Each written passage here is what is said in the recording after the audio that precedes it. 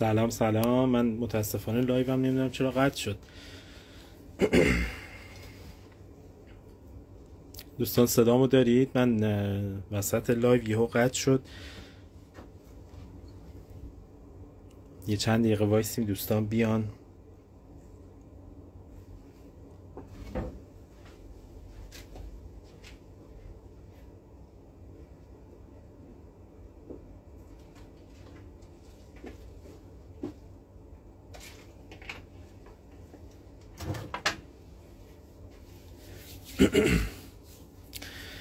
دوستان من عذرخواهی میکنم وسط لایو نمیدونم چرا یهو لایو قطع شد.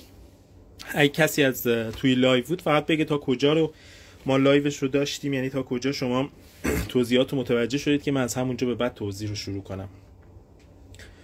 سلام به همه عزیزان، خیلی افتخار دارم که میتونم امشب در خدمتتون باشم.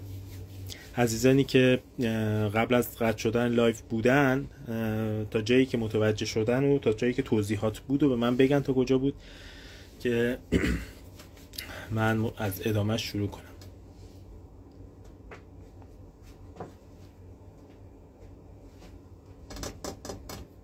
سلام به همه عزیزان.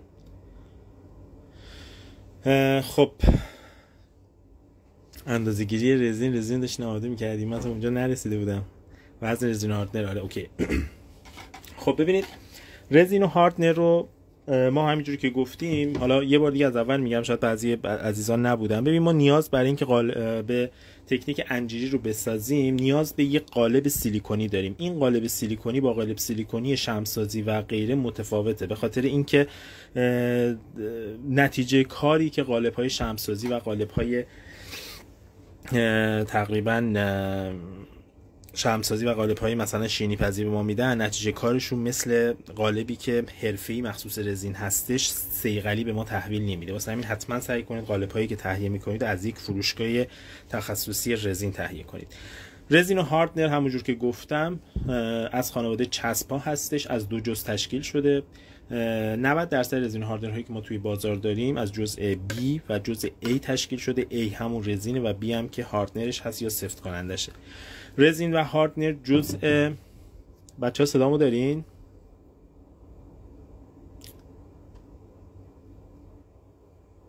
دوستان اگه صدامو دارین فقط صدام اگه قطع شد یا صدامو دارین به من اطلاع بدین.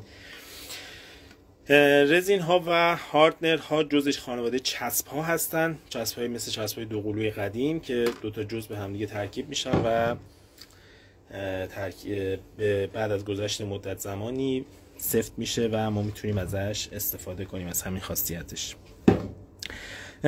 از فروشنده ها بپرسید که رزین و هاردنر ترکیبشون چند به چنده. مثلا رزین و هاردنر ها، ما رزین هاردنر های دو جزئی ان، یک جزء گفتم هاردنر، یک جزء رزین. رزین و هاردنر ها بعضی هاشون ترکیباشون 1:3، بعضی ترکیب ها 1:1، بعضی ترکیب ها 1:2. حتما از اون فروشنده بپرسید رزین هاردنری که داره بهتون میگه ترکیبشون چند به چنده، 1:2 1:3. حالا یعنی چی؟ یعنی اگر شما داخل ظرفتون میخواین بیاین رزین هاردنر رو با هم دیگه ترکیب کنید، به ازای هر مقدار هاردنری که توی ظرفتون میریزید 1 برابر، 2 برابر یا 3 برابر باید رزین بریزید. مثلا چی؟ مثلا رزینتون هست ترکیبش 1:2، یعنی هر مقداری که هاردنر ریختی است 2 برابرش رو باید رزین بریزی. یعنی اگر 100 گرم هاردنر ریختی 200 گرم باید داخلش رزین بریزی و این دوتا رو با هم دیگه خوب هم بزنی تا اینکه ترکیبت کاملا آماده بشه. رزین و هاردنر مایش کاملا شفافه، ولی زمانی که توی ظرف با هم میریزی و هم زدن رو شروع میکنی یه مایه کدر بهت میده، ولی وقتی اصولی هم بزنی بعد از 5 دقیقه که خوب هم زدی یه مایه کاملا یک دست و شفاف و مثل آب بهت. این از این.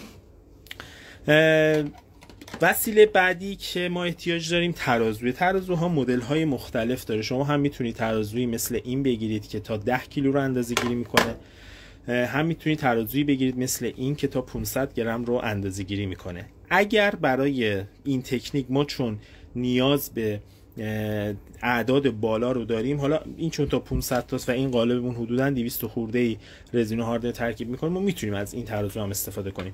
ولی خب برای ساخت ظروف و ساخت کارهای بزرگ باید از این ترازو و از برای ساخت کارهای کوچیک مثل زیورالات هم باید با این ترازو کار کنیم. وسیله بعدی که ما بهش احتیاج داریم تورچ هست. تورچ یا فندک‌های اتمی که برای حبابگیری ما ازش استفاده می‌کنیم که جزء واجبات هستش که شما حتما باید این رو هم داشته باشید.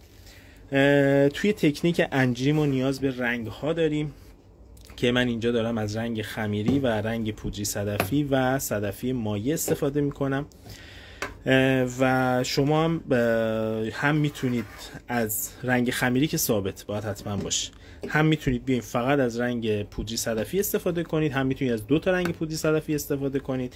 این دیگه کاملا رنگ بندیش کاملا دست خودتون و سلیقه‌ایه. ما نیاز به ظروفی داریم که بیایم رزین و هاردنر رو توش ترکیب کنیم. یه نکته من در مورد ظرف ها بهتون بگم. ظرفایی که شما میای رزین و هاردنر رو با هم دیگه ترکیب میکنید حتما باید کفش پهن باشه. رزین و هاردنر زمانی که بخواد با هم دیگه واکنش بده گرما تولید میکنه. این گرماش باعث میشه این ظرف ها به اصطلاح میگن رزین جوش آورده. رزین اگر از ضخامت از ارتفاع ظرفتون تقریبا 1 سانتی متر و نیم بالاتر بزنه، 2 سانتی متر بالاتر بزنه، یا بعضا شما به 3 سانتی متر مثلا رزین رو بیای اضافه بریزی داخل ظرفت، این باعث میشه که رزین جوش بخوره. جوش خوردن چجوریه؟ جوش خوردن شما از لحظه‌ای که رزین و هاردنر رو ترکیب میکنید میذارین کنار، 5 دقیقه بعد میبینی رزینت زرد شده و کاملا سفت شده و با یک دمای حرارت خیلی بالایی اتفاق میفته که این ظرف رو ذوب میکنه. برای اینکه از این اتفاق جلوگیری کنید حتما ظرف‌هایی رو انتخاب کنید که اگر داخلش رزین و هاردنر رو با هم دیگه ترکیب میکنید دیگه نهایتا ارتفاعش 1 سانتی متر 1 سانتی متر و نیم باشه، یا اگر بیشتر شد اون وقت مثلا شما این ظرف رو دارین انقدرش رو ریختین و دارین ازش استفاده میکنین، حتما اینو بعد از اینکه رزین و هاردنر رو خوب هم زدین و میخواین بهش استراحت بدین، اینو تو 2 تا یا 3 تا ظرف دیگه پخش کنید که بذارید ارتفاع مجموعش بیاد پایین. این از ظرف ها. ما یکی از مهمترین وسایلی که توی هنر رزین احتیاج داریم اینه که تراز هستش. تراز برای اینه که ما سطح کارمون کاملا تراز باشه. الان این میز من اگر نگاه کنید، این میز من کاملا ترازه، یعنی این حباب بین این 2 تا خطه. میبینید این حبابه باید بین این 2 تا خط قرار بگیره و اینو دیگه خودتون دیگه خیلی راحت میتونید یواش یواش یاد بگیرید که اگر حباب مثلا رو به سمت هر خطش بود، سمت مقابلش باید بیاری بالا تا اینکه کار ترازت هم انجام بشه. بچه‌ها صدا اوکیه؟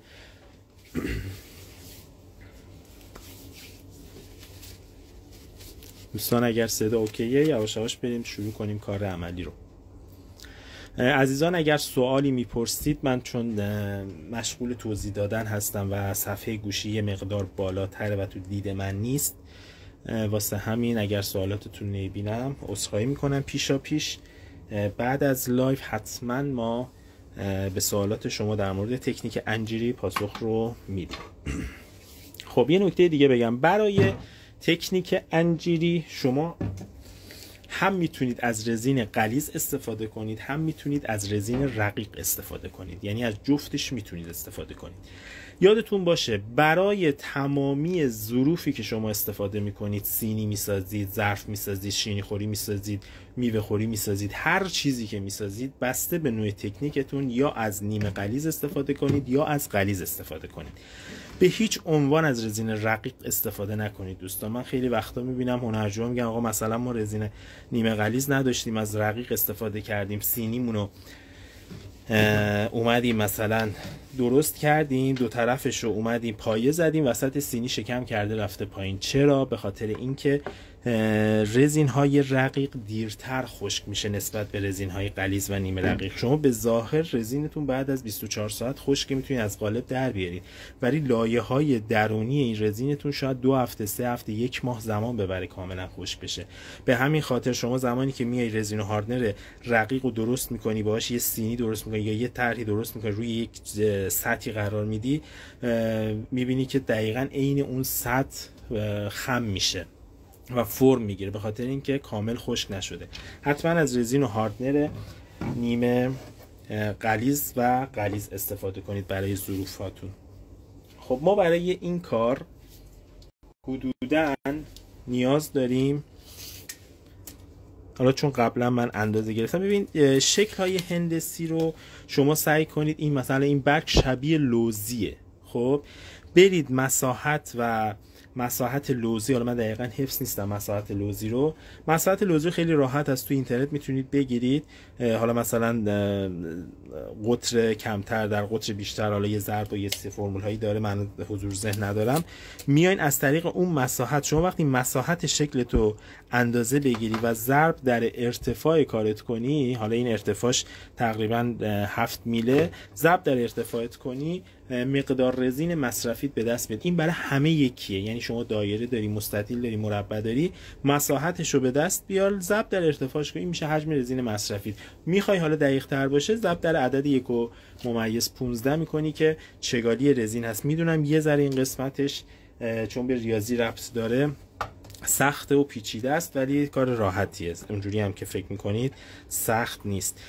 ما برای این شکل برگمون نیاز داریم به 250 گرم تقریبا رزین و هاردنر که من تقریبا دارم از 240 گرم درست میکنم، یعنی 80 گرم هاردنر با 160 گرم رزین و اینو میایم با هم دیگه ترکیبش رو انجام میدیم. ظرف هایی که استفاده میکنید دوستان، حتما حواستون باشه که این ظرف هاتون مراقب باشین تمیز باشه، توش کلک نباشه، گرد و غبار نباشه. همیشه این ظرف ها رو از هر جایی که تهیه میکنید همونجور رو هم داشته باشین و همیشه هم از آخریه بگیرید، که از اولیه همیشه کلک میگیرید اینجوری بذارید و همیشه از آخریه بگید، همون لحظه استفاده کنید که دیگه مشکلی پیش نیاد. خب ما ترازومون رو صفر میکنیم. یه نکته بهتون بگم، ببینید خب یکی از دوستان مساحت لوزی قطر بزرگ ضرب در قطر کوچیک تقسیم بر 2، دیگه دستشون درد نکنه، یعنی قطر بزرگ، یعنی ما باید بیایم برای این کار قطر بزرگمون تقریبا میشه 30 ضرب در قطر کوچیکمون تقریبا هست 13 تقسیم بر 2 اگر اشتباه نکنم، و عددی که به دست میاد و باید شما ضرب در 1 ممیز ضرب در ارتفاع کنی که 7 دهمه و عدد نهایی رو ضرب در 1.15 کنی که چگالی رزین هستش. خب توی اندازه‌گیری رزین و هاردنرتون همیشه ترازوتون وقتی خاموش هست این ظرف رو روش قرار بدی و بعد ترازو رو روشن کنید. چرا؟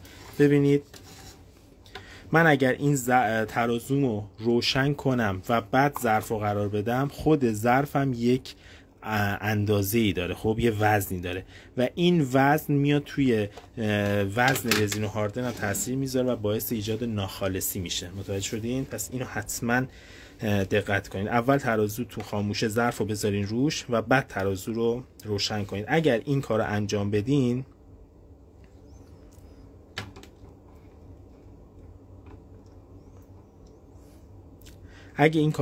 بدین عدد ترازوتون صفر میشه، یعنی وزن ظرف رو نشون نمیده. خب اول از همه شما بیاین و هاردنرتون رو به ظرفتون اضافه کنید.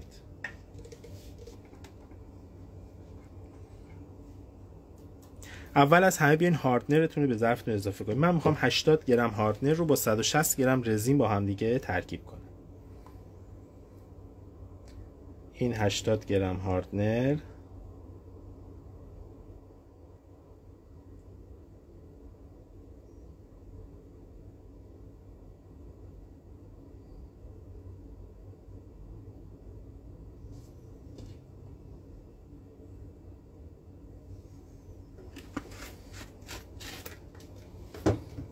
با 160 گرم رزین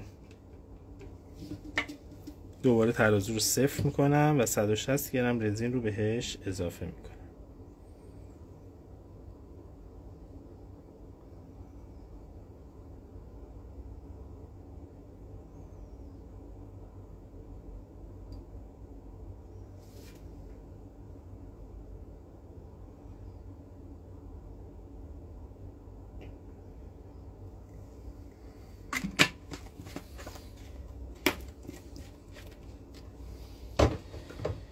خب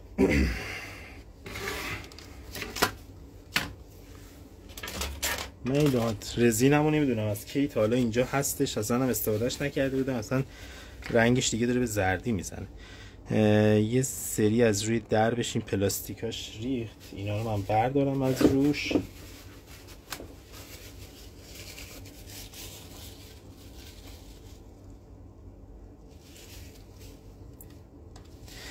خب دوستان یه نکته من بهتون میگم در مورد ظرف هایی که شما میاین، ببین این که کدوم رو اضافه کنیم فرقی میکنه، فرق آنچنانی نمیکنه، ولی شما خودتون وقتی امتحان کنید یک بار بیاین هاردنر رو اول اضافه کنید، هاردنر چگالیش از رزین کمتره، واسه همین میاد روی رزین قرار میگیره. یعنی حتی من اول اومدم رزین رو ریختم، اینها کنید رزین رو رفته تهنشین شده و هاردنر اومده بالا.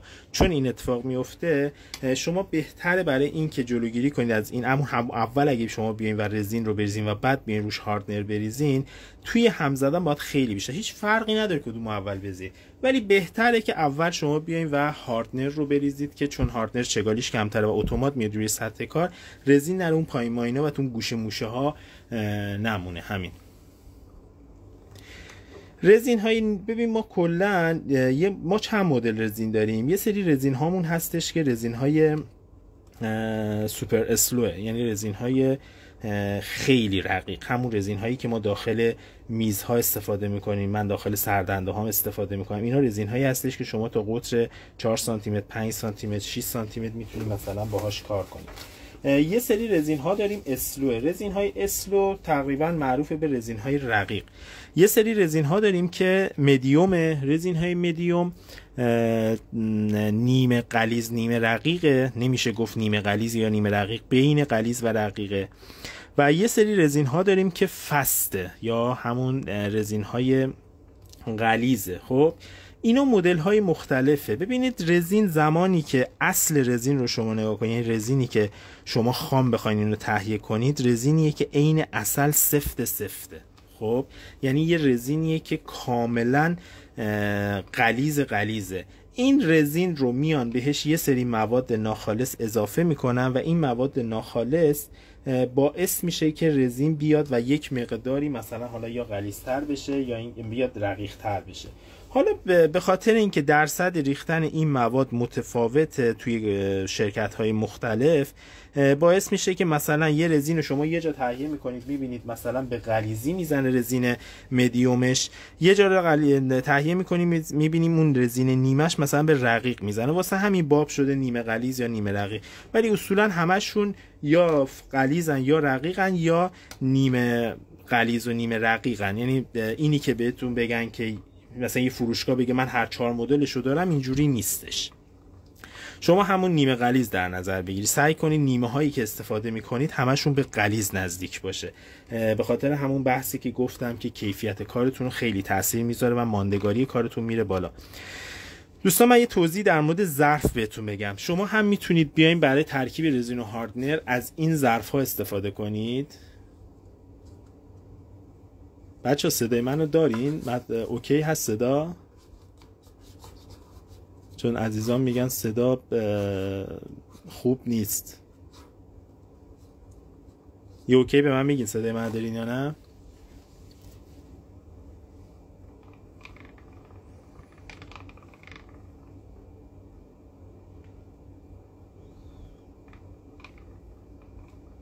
اوکی یه صدا؟ خب ببینید ما هم میتونیم تو این ظرفا بیایم رزین هاردنر رو ترکیب کنیم، هم میتونیم تو این ظرفای پلاستیکی. ولی من همیشه ظرفای پلاستیکی رو اوکی بهتون میگم انجام بدیم، به خاطر اینکه ظرفهای کاغذی نفس میکشه، یعنی منافذ خالی داره. خب چون منافذ خالی داره، این باعث میشه که رزینتون بعد اینکه بره داخلش ایجاد حباب کنه. واسه همین از این ظرفا استفاده نکنید. یا اینکه مثلا قبلا استفاده کردین توش رزین ریختین دیگه اون منافذ رو پر کرده، مجددا میتونین بیاین چند دفعه استفاده کنید. مطلب بعدی هم در مورد هم زدنتونه. از چوب بستنی های چوبی استفاده نکنید، به خاطر اینکه چوب بستنی های چوبی اونم چون چوبه نفس میکشه و ایجاد حباب میکنه. حتما بیاین از قاشق‌های یک بار مصرف استفاده کنید و چند دفعه میتونید استفاده کنید، یعنی بعد اینکه خوش شد میایم و فرداش میتونید دوباره هم باز از این استفاده کنید. این از این. مطلب بعدی در مورد هم زدن رزین و هاردنره. ببینید من چجوری هم میزنم. ببینید تو هر ثانیه من یک دور دارم اینو میچرخونم. دقت کردید به این موضوع؟ ببینید تو هر ثانیه من دارم یک دور میچرخونم. من خیلی وقتا میبینم طرف اینجوری تون تون تون تون تون تون تون داره هم میزنه. خب این کلا میبینی که رزینش کلا میشه حباب. خب برای اینکه جلوگیری کنید از حباب توی رزینتون حتما بیاین به همین ترتیبی که من دارم بهتون میگم تو هر دقیقه یک دور این بچرخه. حوصله سربر هست، شاید مثلا 5 دقیقه طول بکشه، 10 دقیقه طول بکشه، ولی کاری بهتون میده که بدون حباب باشه. یه وقتایی هست شما یه سری کارهایی میخواین انجام بدین، مثلا رنگ خمیری مینیزین یا مثلا رنگتون خیلی زیاده، اگرم یه وقتی حباب داد اصلا اشکالی نداره برای شما. ولی الان در حال حاضر برای این تکنیک چون ما رزین بیرنگ و مرکزش میریزیم و بافت تشکیل میشه و یه جاهایش هنوز خالیه، بهتره که حباب نداشته باشه که کیفیت کارتون خیلی تأثیر گذاره. خیلی آروم شروع میکنیم هم زدن. میگم تو هر ثانیه یک دور، یعنی شما تو یک دقیقه فقط مجاز این 60 دور این ظرف رو بزنید که اصول هم زدنه که باعث میشه یه کار بدون حباب و یک دست داشته باشید. من خیلی وقتا دوستان توی سردنده هایی که میسازم یا جواهراتی که میسازم، زیورالات، میگن مثلا چجوری رزینتون اصلا حباب نمیده، این رزین رو از کجا میگیرید؟ ببین رزین همشونو به نظر من همه رزین ها خوبه. من با چند تا فروشگاه کار کردم، رزیناش خوبه. اون نوع هم زدن شماست که تاثیر میذاره روش. دوستان فقط اوکی صدا رو به من بدین که ما یه وقت لایومون بی صدا نباشه و شرمنده تون نشیم. دوستان تا اینجا اگر سوالی هست در حد 2 تا 3 تا سوال رو میتونیم جواب بدیم تا اینکه این هم زدن تموم بشه.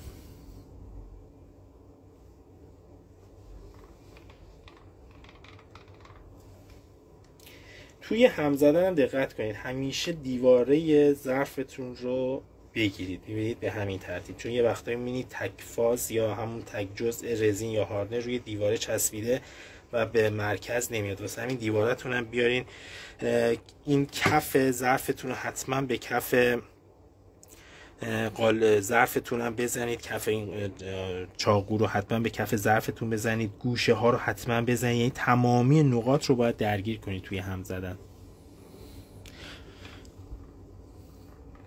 برای زیورالاتتون رزین هم میتونه غلیظ باشه، هم میتونه رقیق باشه، هم میتونه نیمه رقیق باشه، ولی اگر با قاب‌های برنجی کار میکنید، رزین‌های غلیظ اون سطح کار رو خیلی مهدب میکنه و خیلی زیبا میشه. دوستان سوالاتون سعی کنید در مورد همین رزین، همین تکنیک انجیری باشه که من کامل بهتون پاسخ بدم. ببین دقیقه ای نیست، انقدر شما باید این کار هم زدن رو انجام بدین تا زمانی که یک مایع کاملا شفاف داشته باشین و وقتی از داخل نور داخلش رو نگاه میکنید، وقتی هم میزنید رد هم زدنتون یه حال خطی توی کارتون نباشه. میدونید تا اون لحظه اوکیه.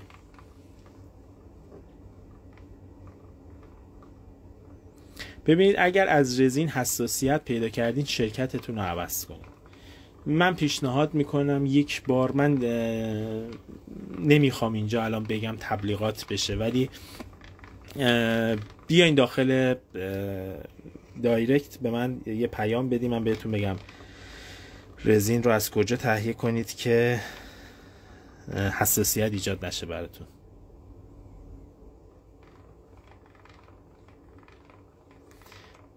کلا من دیدم افرادی که رزینشون مشکل داشته ولی من بهشون یه جا آدرس دادم، رفتن گرفتن و دیگه الان این مشکل رو ندارن. اینجا نمیگم تبلیغات نشه، ولی هر عزیزی خواست بیاد دایرکت من بهش بگم. البته خب دوستان اگر استوری منو دنبال کنن دیدن که من چند روز پیش کجا رفتم خرید حضوری انجام دادم، 100% میدونن دیگه الان منظورم کدوم فروشگاه.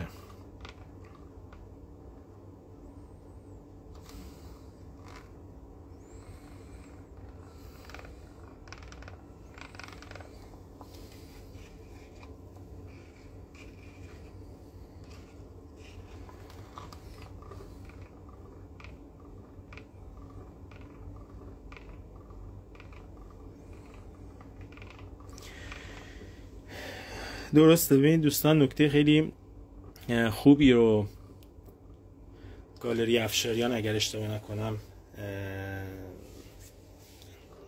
عنوان کردن. حتما از دستکش، حتما از ماسک و حتما از عینک استفاده کنید.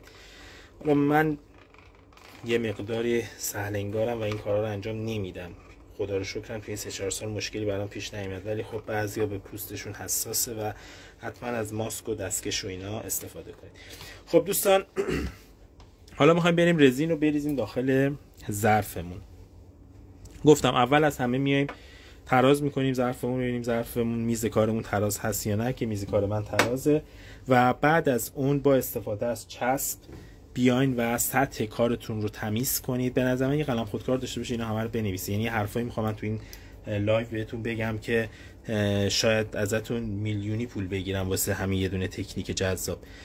با این چسبا میاین داخلش قشنگ گرد و غبار هرچی هست رو میگیرید و حالا میریم سر وقت کارمون. ببینید هم میتونید از لیوان‌های یک بار مصرف پلاستیکی استفاده کنید، هم میتونید بیاین از اینجور لیوان ها واسه ریختن رنگ است. ولی من پیشنهاد میکنم این لیوان ها، به خاطر اینکه ما میتونیم خیلی راحت لبش رو اینجوری کنیم و آهسته بریزیم، ولی لیوان ها یک بار مصرف به خاطر این لبه‌ای که دارن خم نمیشن. یه مقدار خیلی کمی رزین رو میریزیم داخل این لیوان.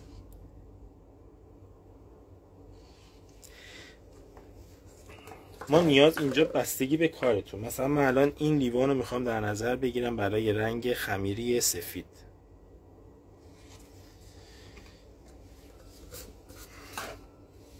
و این لیوان هم برای رنگ، 3 تا رنگ داریم دیگه، واسه هر کدومشون ما یه لیوانی در نظر گرفتیم و اون مقدار رزینمون رو گذاشتیم کنار. خب حالا میایم سراغ اصل کار. ببینید ما برای این تکنیک انجیری داریم، از تکنیک انجیری 2 رنگ استفاده میکنیم. حواستون به من باشه، این مراحل رو بنویسین چون من میخوام گام به گام بهتون توضیح بدم.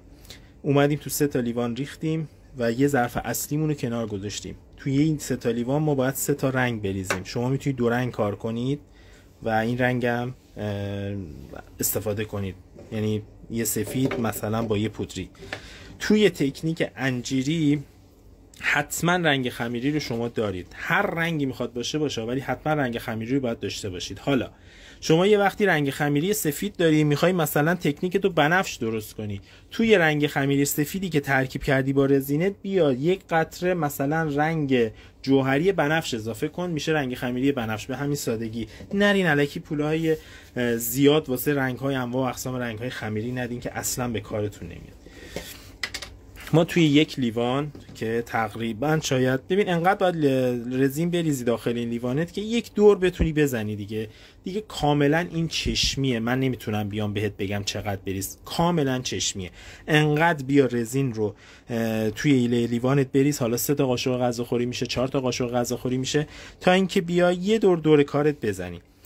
چقدر حالا ما بهش رنگ اضافه کنیم، ببین انقدر کافیه. یعنی این چوب بستنی رو فکر کن به اندازه 1 سانتی متر چوب بستنی توی رنگ بذار و به کارت اضافه کن و خوب هم بزن. دقت کنید دوستان، رنگ های خمیری رو اگر شما خوب هم نزنید و کلش توی ترکیب رزین و هاردنرتون نره، احتمال اینو داره که اون یه تیکه مثلا 1 میلیمتری 2 میلیمتری یه تیکه‌ای که توی ترکیب رنگیتون نرفته اگر توی قالبتون بره، بعد از اینکه کارتون خوش شد اون یه تیکه خشک نمیشه و کارتون رو خراب میکنه. حتما به این نکته دقت کنید و خوب شروع کنید به هم زدن.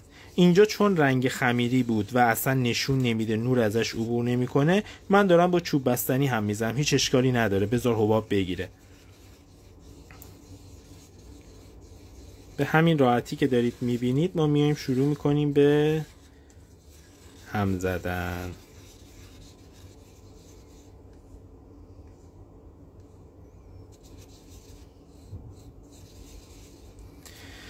خب این از این. توی یک لیوانم احساس میکنم یه ذره رزینش زیاده، حالا کمش میکنم. حتی مشکلی هم نیست زیاد باشه کم باشه، کلا میگم.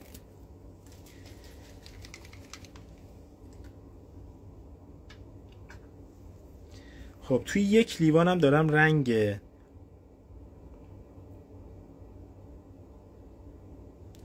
جوهری صدفی می‌ریزن، یعنی رنگ مایع صدفی.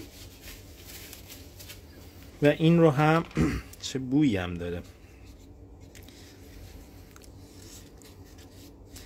و این رو هم کامل هم میزنیم.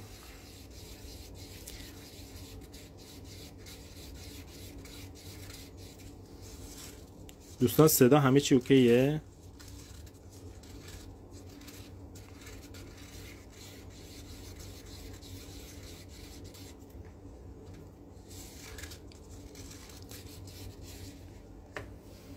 اینم میذاریم کنار. توی یک لیوان دیگم هم اینم یه ذره کم میکنم، زیاد کم کردم.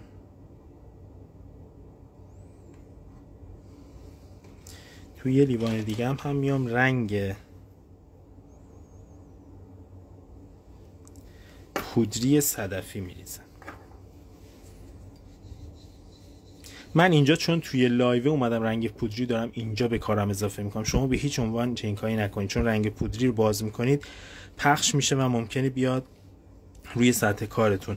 واسه همین همیشه رنگ پودری رو از کارتون فاصله بدین. حالا من به خاطر اینکه توی لایو شکل بگیره دارم این کار میکنم. بعد هر از گاهی به ظرفتون دست بزنید، اگه دیدی زیاد از حد داره گرم میشه سریعتر باید کار رو انجام بدیم. ولی نه خدا رو شکر ما هنوز ظرفمون اوکیه.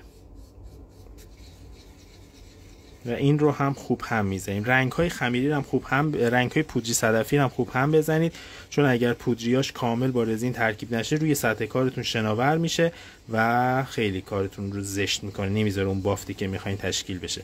یه توضیح بهتون بگم، این رنگ‌ها چگالی رنگ‌ها خیلی مهمه. 90% بافتایی که شما می‌بینید تشکیل میشه توی تکنیک دریا، توی تکنیک مرجان، توی تکنیک انجیری، تو این تکنیک ها اگر میبینید ما این بافت های جذابی رو داریم، به خاطر چیه؟ به خاطر چگالی رنگ هاست. چگالی رنگ خمیری الان تو بین کار ما رنگ خمیری چگالیش از همه بیشتره. خب رنگ خمیری سنگین ترینه، رنگ پودری صدفی بعدشه و رنگش هم پودری رنگ مایع. و اینا رو شما زمانی که کنار هم میریزی این باعث میشه که رنگتون ایجاد بافت میکنه. خب ببینید دوستان، رزین همیشه دوست داره از لبه های کار بیاد به سمت مرکز و ایجاد بافت کنه.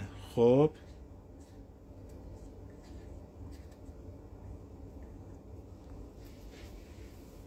رزین همیشه دوست داره، دوستان توجهتون قبل من باشه، رزین همیشه دوست داره از گوشه دیوار بیاد به سمت مرکز حرکت کنه و ایجاد بافت کنه. خب ما واسه همین چون گفتیم رنگ خمیری سفید سنگین تره، ما اول میایم رنگ خمیری سفید رو به لبه کارمون اضافه میکنیم. دقت کنید زیاد نباید اضافه کنید، در حد 1 سانتی متر. حالا نگاه کنید ببینید، هرچی این رنگ خمیری سفیدی که اضافه میکنید به لبه کارتون یک دست‌تر باشه، کاری که به شما میده کار خیلی حرفه‌ای تریه.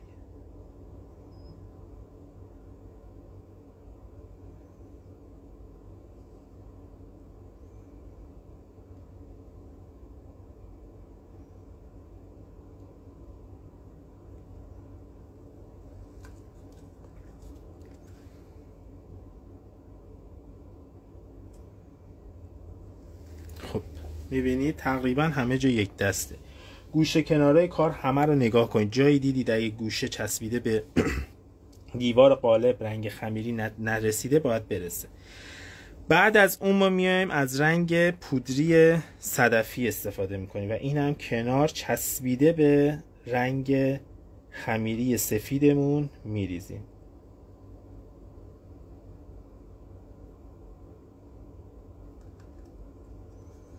و بعدش هم رنگ جوهری.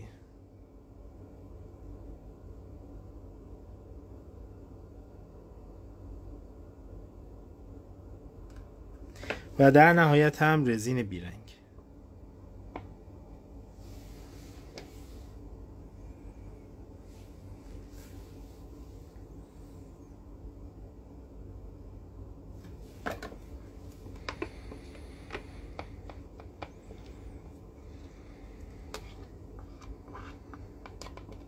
پس متوجه شدین دوستان. ببینید دوستان یه نکته رو بهتون ببینید، رزین کلن به صورت گام به گام باید یاد بگیری. خب ببین ما اول اومدیم رنگ خمیری سفید اومدیم لبه دور تا دور کارمون ریختیم. چرا این کارو کردیم؟ چون رنگ خمیری سفید سنگین تر بود و این میخواد بیاد به سمت مرکز، چون سنگینه همه رنگ ها رو هول میده به سمت مرکز.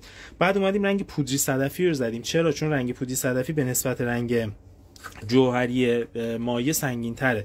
پس اینجا هم ما همین کار رو انجام دادیم. متوجه شدین؟ حالا میایم مرکز کار رو ورق طلا میریزیم. من حالا ورق طلا رو پیدا کنم کجاست.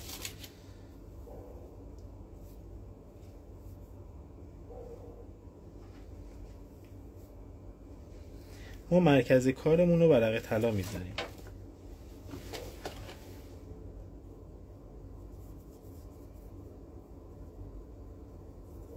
هم میتونید اینجا بیاین مرکز کارتون رو ورق طلا قبلا با یه مقدار رزین بیرنگ ترکیب کنید و روی مرکز کارتون بریزید، هم میتونید به این شکل بذارید و به همین شکلی دارید میبینید کار رو انجام بدید. ولی من پیشنهاد میکنم حتما ورق طلاتون رو اول با رزینتون ترکیب کنید و بعد بیاین به سطح کارتون بزنید، چون اینجوری الان این حرکت هایی که ما داریم انجام میدیم باعث میشه که بافت شاید تغییر کنه. میبینید که رزین رنگ خمیری سفیدمون داره حرکت میکنه به سمت مرکز. آره رنگ جوهری صدفی هم داریم. جوهری صدفی که معروف به صدفی مایع. حالا من بیارم ببینید اگه زوم بشه، صدفی مایع کله غازی. خب ببینید الان این بافت سفید داره حرکت میکنه به سمت مرکز. چرا؟ به خاطر اینکه سنگین تر بود سفید. ما واسه همین اومدیم سفید و گوشه کار ریختیم، بعد اومدیم رنگ پودری صدفی رو ریختیم، چون رنگ پودری صدفی به نسبت رنگ مایع صدفی اون سنگین تره، و در نهایت هم اومدیم رنگ مایع صدفی رو ریختیم، بعد روش رو کلا رزین بیرنگ ریختیم. این برای تمامی تکنیک های انجیری ثابته. یعنی شما هر تکنیک انجیری خفنی که میخواین درست کنید، هر تکنیک انجیری که میخواین درست کنید، ابتدا شما باید بیای رنگ خمیری رو تو دیواره بریزی، بعد رنگ پودری صدفی تو بریزی، بعد رزین بیرنگ، یا بعد از اگه میخوای سه رنگ درست کنی رنگ جوهری مایع، میتونی اصلا از 2 تا پودری صدفی استفاده کنی. اینا همه چی دست خودته. مهم اینه که از پودری صدفی و از رنگ خمیری مورد نظرت استفاده کنی. رنگ خمیری رو به دیواره ها میزنی و مرکز کار، یعنی بین رنگ خمیری و بین این لایه‌ای که هنوز خالی، هنوز ما رزین بیرنگو نریختیم، میای چیکار میکنی؟ رنگای پودری تو میدی و در نهایت رزین بیرنگ میریزی و کارت رو آماده میکنی. به همین ترتیب که انجام دادیم با هم دیگه داریم انجام. میبینید که بافت داره شکل میگیره و از گوشه ها داره به سمت مرکز میاد و داره اون بافتی که میخوایم رو به ما میده که میبینید که قراره بافت خیلی جذاب باشه که ما فردا استوریش کنیم. حالا نکته دیگه در مورد چیه؟ نکته دیگه در مورد اینه که یه نکته من بهتون بگم دوستان، اینا رو الان میبینید، اینا رزین و هاردنر هایی هست، اینا رزین هایی هستش که اضافه اومده. خب ما حالا میایم چیکار میکنیم؟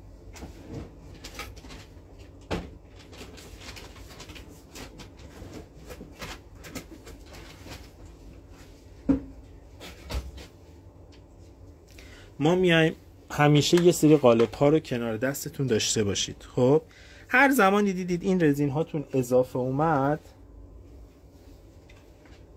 من یه دونه حروف میمو در بیارم از توش. هر زمانی دیدید رزینتون اضافه اومد توش قرار بدین، بعدش به این چیکار کنید. مثلا ما حالا کی باید بیایم و اینو حبابگیریشو انجام بدیم؟ حبابگیری رو ما باید به کار زمان بدیم. چرا؟ به خاطر اینکه رزین و هاردنر توش الان گفتیم زیر کار حباب داشت. خب این حباب ها تا بیاد به سطح کار بچسبه، چون حرکت ما داریم، احتمال داره زمان ببره، احتمال طول بکشه که به سطح بچسبه. اگر شما همون لحظه که رزین و هاردنر و اون رنگ ها رو ریختید داخل ظرفتون بیاین سریع حبابگیری رو انجام بدید، این باعث میشه که سطح کارتون به خاطر گرمای تورچ سفت بشه و داخل کارتون اگر حبابی هست، این حباب ها به خاطر اینکه ساعت کارتون زودتر صفر شد نمیذاره از کارتون خارج بشه. واسه این به کارتون زمان بدین، یه 5 دقیقه 10 دقیقه 1 ربع اشکال نداره، نترسید، به کارتون زمان بدین و بعدش بیاین کار حبابگیریتون رو انجام بدین. حالا حبابگیری تکنیک انجیری چجوریه؟ توی تکنیک انجیری شما باید تورچ رو از لبه کار به سمت مرکز هل بدید. ببین به این شکل.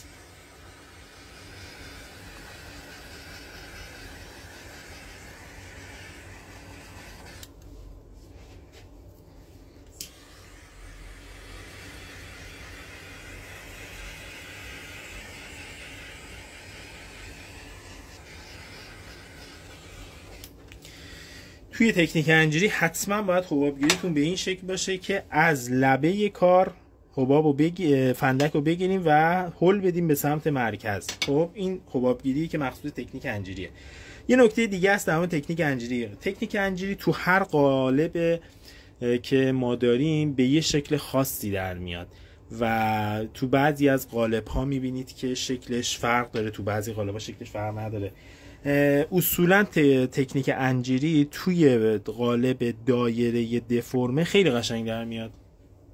مثلا شما همینو بیای داخل گل 5 پر کار کنی، میبینی اصلا یه بافت دیگه میشه، همون انجیری ولی با یه بافت و با یه ترکیب دیگه. مثلا اگر بیاین مثلا داخل این برگ دارین کار میکنید، میبینید توی یه بافت دیگه. برای هر بافتی، هر قالبی یه نوع بافت به شما میده تکنیک انجیری که خیلی این کار رو، تکنیک رو جذاب میکنه. خب ما دیگه تقریبا بله یه دونه حشره هم رفت توی کارمون. اتفاقاتی که اصولا ما توی شمال داریم،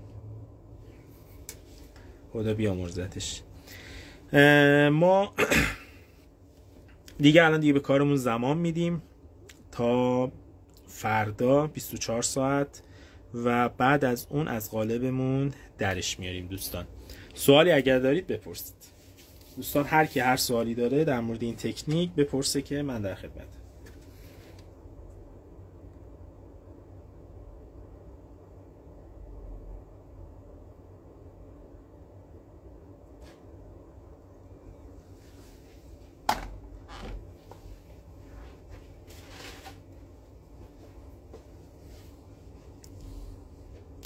خواهش میکنم. همشهری که من مازندران، آمل، محمود آباد. حالا نمیدونم شما کجا هستین ولی ارادت داریم خدمتتون.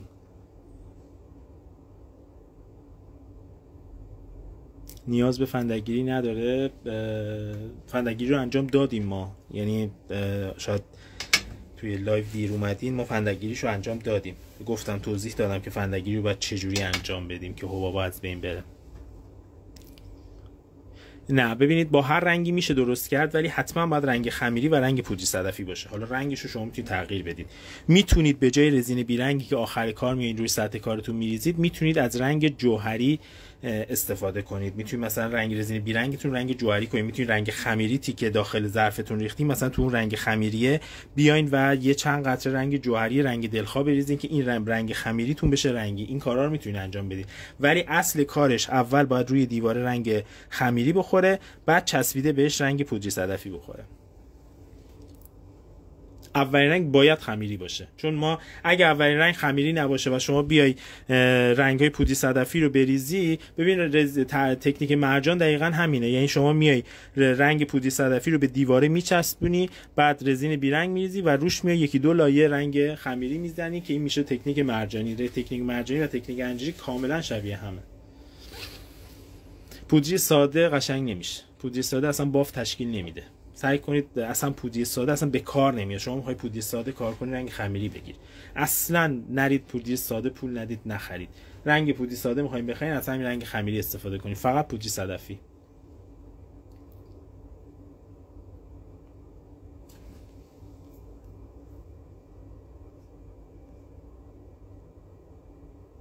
من حالا دیگه همتون دیگه دارید گفتین اسم فروشگاهشو. من کل متریال هامو از فروشگاه پرن اپوکسی میگیرم. لایو ذخیره میشه به مدت 24 ساعت. دوستان من یه توضیح هم بدم تا زمانی که سوالاتو بچه‌ها میپرسید. ما دوره VIP مون بعد از اصرار خیلی از دوستان و خیلی تقاضا زیاد بود، خیلی پیام ها زیاد بود، ما دوره VIP رو بعد از 3 ماه مجددا تخفیف گذاشتیم. دوره VIP مون که قیمت اصلی 3 میلیون تومانه رو شما الان میتونید از امشب ساعت 10 شروع شد که برای 20 نفر فقط، چون من بحث پشتیبانی برام خیلی مهمه، فقط برای 20 نفر دوره VIP رو میتونن با 75% تخفیف یعنی 748,000 تومان از الان تهیه کنن و فقط برای 20 نفر. 10 نفر اولی هم که تا امشب ساعت 12 شب، کلا 10 نفر اولی که توی این دوره ثبت نام کنم، من دوره زیورالات که به تنهایی 600,000 تومان هزینه‌اش هستش رو هم هدیه میدم. این به این گفتم اینم بهتون بگم که اگر دوست داشتین بیاین و از این فرصت استثنایی استفاده کنید. عزیزان هستن، هنرجوی ما هستن داخل این لایو و میتونید از کیفیت دوره هامون ازشون جویا باشید. دوره اصلیم 3 میلیون تومانه. آخرین باری که تخفیف زدم فروردین ماه بود و الان بعد از فروردین، بعد از 3 ماه مجددا من دوره رو با توجه به تقاضای دوستان دوباره من تخفیف زدم، ولی چون بحث پشتیبانی برام خیلی مهمتر از خود دوره فروششه، فقط 20 نفر رو من ثبت نام میکنم و دوباره تا 3 ماه 4 ماه دیگه هیچ خبری نیست. و یه نکته خیلی مهم اینه الان بهترین زمان برای ثبت نام، بهترین زمان برای ورود به این هنره، چون شما تا 3-4 ماه دیگه کارتون حرفه‌ای میشه و میتونید 3-4 ماه آخر سال رو به یه درآمد عالی برسیم با توجه به اینکه ما عید رو در پیش داریم.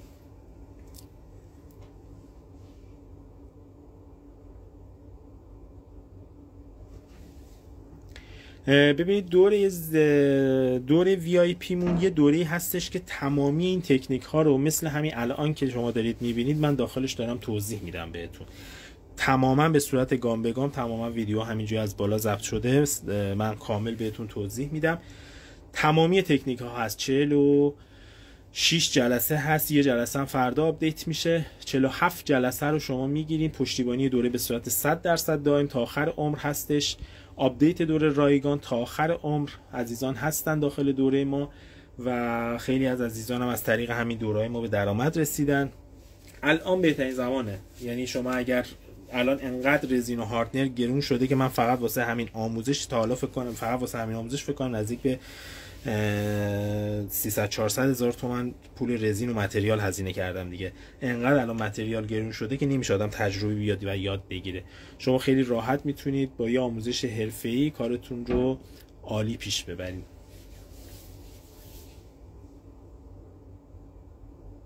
بعد از اینکه رنگ خمیری رو استفاده کردید، برای تکنیک مرجانی حتما باید رنگ خمیری اول استفاده بشه، چسبیده به قالبتون، بعد چسبیده به رنگ خمیریتون از رنگ پودری صدفی استفاده کنید. خب این باید باشه تو تکنیک انجیری. حالا بعد از اون میخوایم بیاین یه لایه رنگ جوهری بریزید، بعد رزین بیرنگ بریزین، یا اینکه تو همون رزین بیرنگتون رنگ جوهری بریزید، این دیگه کاملا سلیقه‌ایه.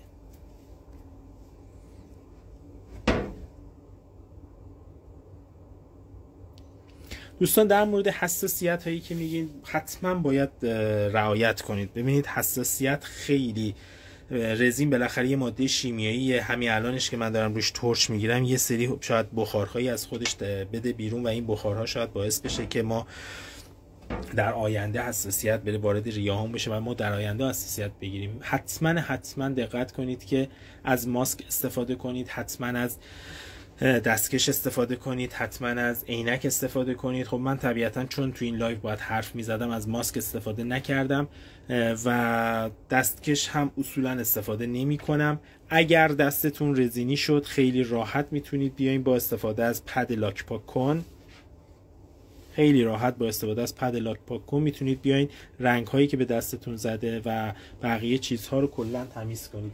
این هم یادتون باشه که یه وقتی عزیزان دستشون رزینی میشه تا 3 ساعت 4 ساعت دستشون چسبنده است و خیلی حس بدی به آدم میده.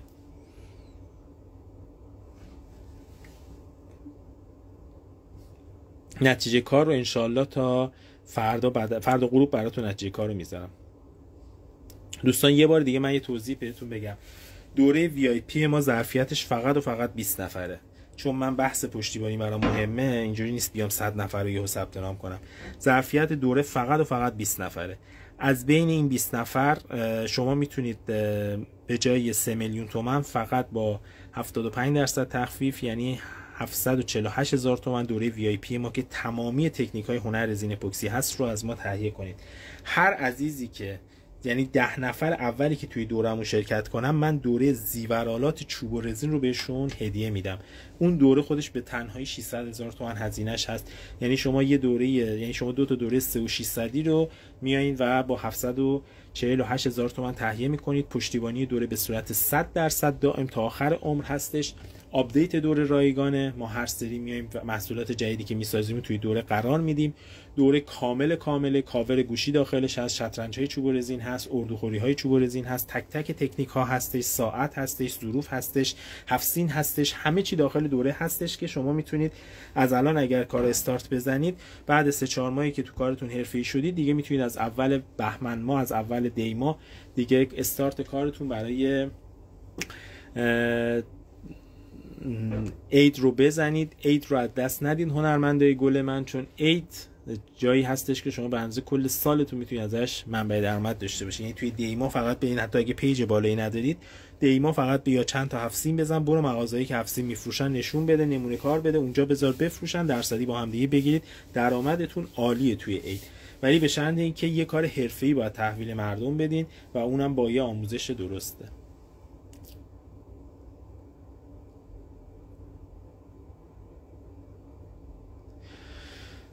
دست رو کامل چرب کنیم، من تا حالا امتحان نکردم ببینم چه جوریه، ولی من حتی مثلا دست رو بهترین گزینه لاک پاک کنه میزنم، در جا پاک میشه، یه دور مایع میشورم، تموم میشه میره. چشم سیو میکنم. دوستانی که میخوان توی دوره ثبت نام کنن، استوری بعد لایو رو نگاه کنن. من بعد از لایو، من قرار بود ساعت 10 ثبت نام شروع بشه، الان هم ساعت 10 دقیقاً من استوری میکنم کاور رو و شما میتونید خیلی راحت بیاین و کار ثبت نام رو انجام بدین توی دورمون. قیمت اصلی دوره 3 میلیون تومانه. دوستان قدیمی میدونن من به هیچ عنوان بعد از اینکه تخفیف دوره تموم بشه دیگه من تمدید نمی کنم، دیگه من ثبت نام رو انجام نمیدم. انقدر ثبت نام نمی‌کنم تا زمانی که دوستانی که ثبت نام کردن از اون آب و گل در بیارم، چون بحث پشتیبانی برای من خیلی مهمه. سرم هم از بابت کار شلوغه، واسه همین نمیرسم بخوام 100 نفر رو ساپورت کنم برای پشتیبانی، چون خودم شخصا پشتیبانی رو انجام میدم. واسه همین خیلی تلاش میکنم فقط 20 نفر 15 نفر رو بگیرم، ولی این سری استثنا هم 20 نفر رو دارم ثبت نام میکنم. از این 20 نفر 10 نفر اولی که ثبت نام کنن دوره زیورآلات چوب و رزین من که دوره کامل چوب و رزین هست و هم از من هدیه میگیرن.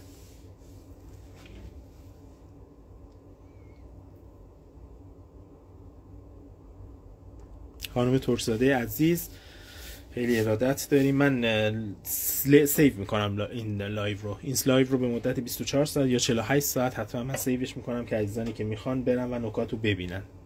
لایو کامل بود بچه‌ها. توضیحات دوره ما هم دقیقاً عین همین لایوه، یعنی کامل بدون هیچ گونه کم و کاستی تمام فوتوفن رو من بهتون میگم که انشالله کارتون عالی باشه. بچه‌ها اگر سوالی نیست من یواش یواش لایو رو قطع کنم. هر سوالی دارید از من بپرسید، چه در مورد دوره VIP چه در مورد همین تکنیک.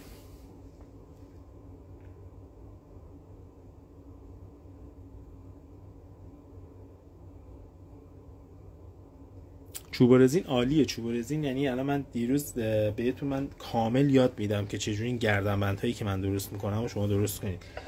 من یادم یکی از عزیزان میگفت شما اصلا ما هر جا این مدل گردنبند رو میبینم یاد شما میافتم. واقعا من اونجا بهتون یاد میدم که چجوری این گردنبندهای جذاب رو شما بیای و درست کنید توی این دوره. ثبت نام دوره خانم فرامرزی اگر اشتباه نکنم، ثبت نام دوره رو از ساعت 10 شروع شد، همونجور که توی دایرکت بهتون گفته بودم از ساعت 10 شروع شده است. 10 نفر اولی که توی دوره VIP من ثبت نام کنن دوره زیورآلات چوب و رزین رو از من هدیه میگیرید.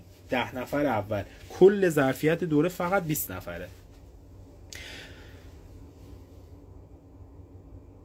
خیلی ارادت داریم. خوشحالم که این رضایت رو از شما عزیزان من دریافت میکنم. خیلی ارادت دارم خدمت شما همه هنرجوی عزیزم که همیشه من لطف داشتین. امیدوارم بتونیم یه بار جبران کنیم این اعتمادی که به ما کردین رو و خوشحالم که از دوره ما راضی هستید. من الان استوری میکنم در مورد دوره. آره من ساعت ها هم تو دوره آموزش میدم. همین امروز اگه استوری ما نگاه کرده باشی، من ساعت صورتی رو من امروز توی دوره آموزش رو گذاشتم و فردا یه ساعت طرح بود من آموزش رو میذارم داخل دوره. ساعت هست داخل دوره. توی دوره من ببین، من میام اینو بهتون کامل یاد میدم. خب شما اینو میای توی مثلا یه قاب دایره درست میکنی، میای به عنوان مثلا شیرینی خوری استفاده میکنی، یا اینو میای مثلا توی یک قاب مثلا بیزی درست میکنی به عنوان سینی استفاده میکنی. من بهت اینجوری کلی آموزش میدم، حالا شما میای تغییر کاربریشو خودت انتخاب میکنی، ولی در کل آموزش هاش هست. یعنی ساعت قطر 60، ساعت قطر 50 و فردا هم یه دونه آپدیت داره دوره وی آی پی که ساعت قطر 40 هستش. دوستان اگر سوالی ندارید من دیگه با اجازهتون لایو رو قطع کنم. انشالله که همیشه تنتون سالم باشه، دلتون شاد باشه، ایام بکام باشه. اگر سوالی ندارید من این لایو رو قطع کنم و حتما سیوش میکنم براتون. این نکته رو بس یادتون باشه، همیشه زیر دستتون قالب‌های ریز باشه. چیزایی که اضافه میارین رو اینجا استفاده کنید. مثلا مشتری میاد اینو سفارش میده، یه دونه هزینه شاید کلا سرجم براتون 5000 تومان هم هزینه بر نداره. یه دونه هزینه بذارین تو بسته بهش هدیه بدین. خیلی خیلی خیلی تو فروشتون کمک میکنه. یعنی فروشتون رو چند برابر میکنه. همین یه کار ساده.